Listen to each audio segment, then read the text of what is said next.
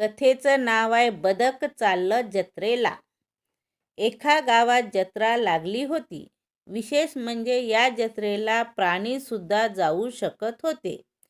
ज्या गावात जत्रा भरली होती ते होतं नदी पलीकडे. त्यामुळे सगळ्या प्राण्यांची एक बोट ठरली होती. ठीक 4 वाजता ही बोट आली आणि प्राण्यांना घेऊन गेली. पण कोंबडा, खारुताई, उंदीर आणि बदक यांना झाला उशीर. त्यामुळे त्यांना बोटीने जाता आलं नाही. बदकाने कोंबड्याला विचारले, तुम्ही पण जत्रेला चाललात का? माझी बोट चुकली, मी पण येऊ का तुमच्याबरोबर? कोंबडा म्हणाला, तुझे कपडे बघ, मी नाही नेणार तुला. चला रे मित्रांनो. बदक तिकडेच बसून राहिले.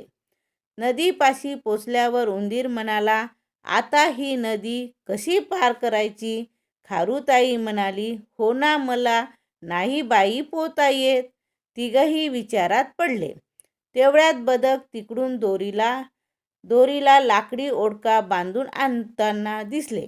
बदक नदीजवळ पोचल्यावर त्याने तिघांना विचारले, कोण येणार माझ्याबरोबर? सगळे ओरडले आम्ही.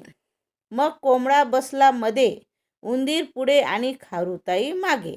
बदक निघालं पोहत, ओढका दोरीने ओढत. बघता बघता बदक नदी पार करून काठाशी पोचत. सगळे खुश होतात.